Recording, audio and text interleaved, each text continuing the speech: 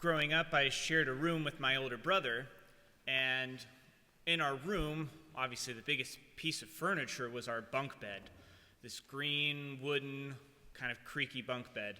But it was a sort of home base for my childhood. Of course, I spent a lot of hours sleeping there, but I also particularly remember when I got my first Game Boy, I could lay in bed for hours, and it was great, so relaxing, until Mom and Dad told me to go outside, and it was for my good, but I wasn't happy about it in the moment.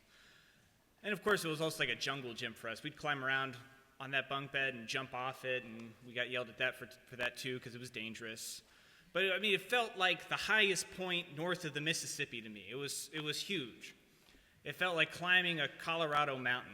And what was even more amazing to me was that when I was laying in bed on the top bunk, getting ready to be tucked in, Mom and Dad were like eye to eye with me. I was like, how are they this tall? And then I grew up and I see Deacon Chris over there, and now I know what tall is. But the best part about sleeping in this bunk bed was the rare occasions when we would have our tents set up in our beds.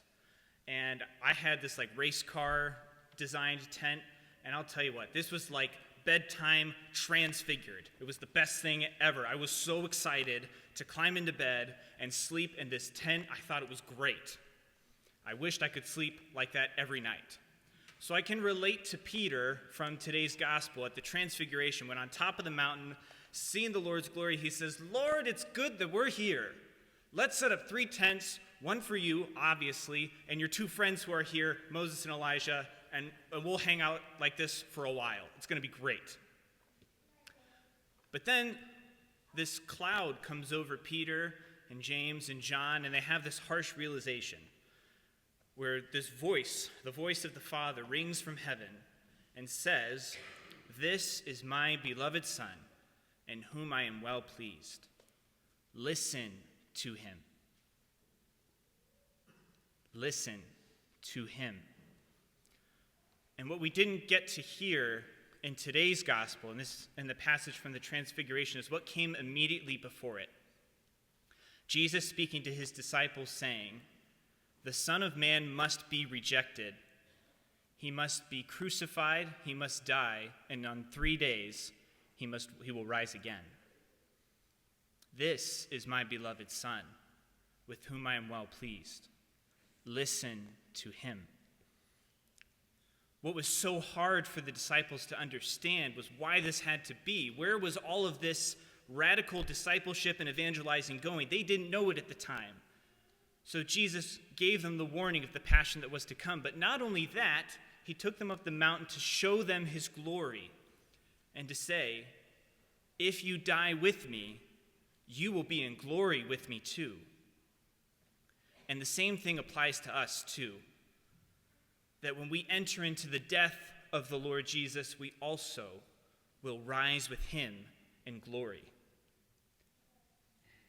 This is my beloved Son, with whom I'm well pleased. Listen to him, the one who's inviting you into his death and his glory.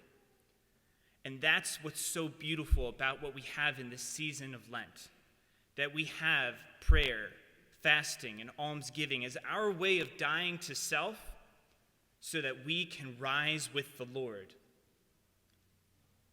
And we were challenged at the very beginning of Lent, on Ash Wednesday, that our prayer, our fasting, and our almsgiving should be leading us to an encounter with the Lord Jesus. And if it's not doing that, it's not worth doing at all. So now's a good time to reflect. A week and a half into Lent, is my prayer, is my fasting and almsgiving leading me to an encounter with the Lord, where I'm entering into his death and experiencing his glory too? An example that's been coming to my mind, I've heard people who have given up social media for Lent, which is a noble thing.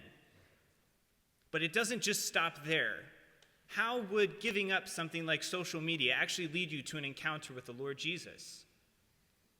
Obviously, you have some more time on your hands if you've been spending so much time looking at social media. But what are you doing instead? Are you praying?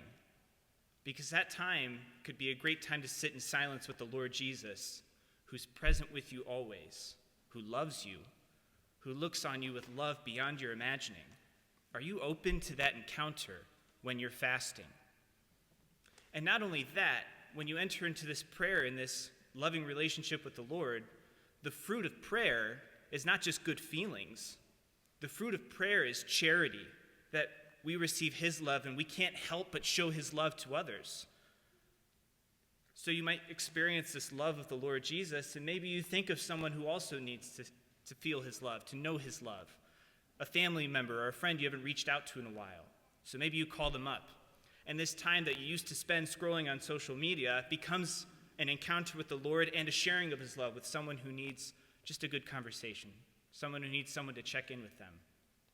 It's this entering into his death, dying to ourselves, dying to what we're used to doing, our usual habits, sometimes our self-centered tendencies, and rising with the Lord to be an outward-focused person, someone who preaches the gospel just by nature. That's what fasting, prayer, and almsgiving has the capability to do for us. And Jesus shows us this in the Transfiguration today.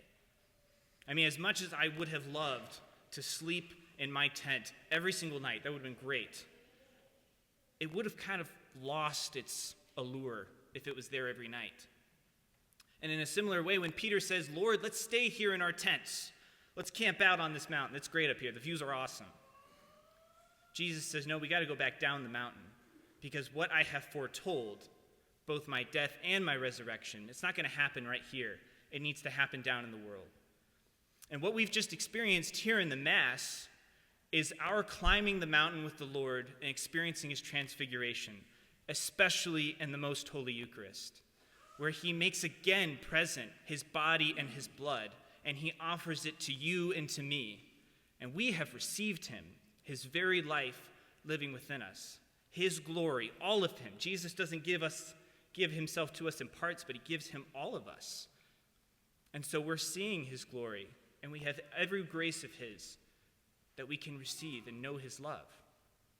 But not just so that we can stay here and receive that love, but so that we can go out into the world and preach in a way where we just can't help but love because he has loved us so fully and so perfectly. So think again about the fasting and the praying and the almsgiving that you've taken on this Lent. Is it really helping you enter into the death of the Lord? Hopefully it is. And let whatever it is you're doing draw you into that encounter with the Lord Jesus so that you can't help but share the love that you have received with others. Because his glory is not just in his resurrection, but his glory is in the cross too.